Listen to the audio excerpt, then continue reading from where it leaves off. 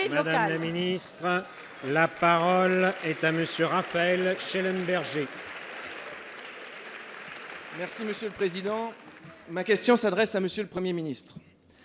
Monsieur le Premier ministre, alors que l'objectif de faire du Parlement une chambre d'élus hors sol est bientôt atteint et que les maires sont désormais interdits de séjour à l'Assemblée nationale, pas une semaine ne passe sans que vous ne formuliez une annonce supplémentaire d'abandon des territoires.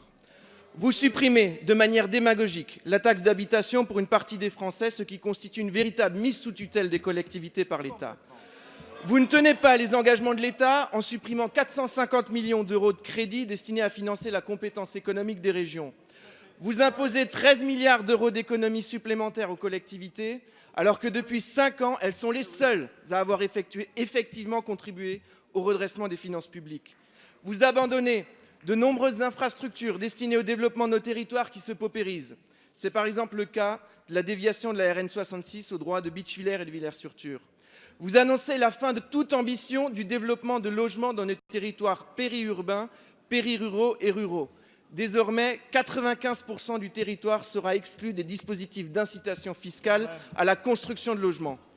Enfin, vous annoncez la fermeture de nombreuses cours d'appel, dont notamment celle de Colmar. Bref, pas une seule semaine ne passe sans que vous ne donniez raison au sentiment d'abandon des Français qui vivent dans une commune rurale. 82% d'entre eux pensent que les commerces de proximité se font de plus en plus rares. 76% des Français ont le sentiment que votre gouvernement s'occupe de moins en moins des territoires ruraux et de plus en plus des villes. Monsieur le Premier ministre, la France est la somme des richesses de ces territoires, de leurs différences et de leurs spécificités. Respectons-les plutôt que de les mépriser comme vous le faites. Alors que le redémarrage économique de la France passera nécessairement par plus de confiance dans les territoires et donc dans leurs collectivités et leurs élus locaux, que comptez-vous faire pour doter nos collectivités des moyens de l'ambition de leur développement, tant en matière budgétaire que d'organisation institutionnelle? Monsieur le député, la parole est à Madame Jacqueline Gourault, ministre déléguée auprès du ministre d'État.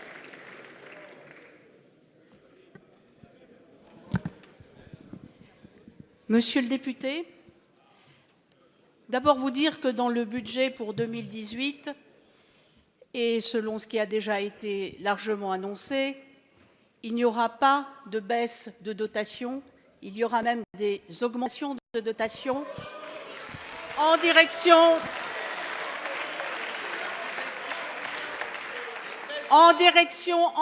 des territoires ruraux dont vous avez parlé à l'instant, en particulier avec une augmentation de la DETR et la DSIL qui sera très importante puisqu'elle atteindra 1 milliard. Vous permettez? On ne peut pas parler.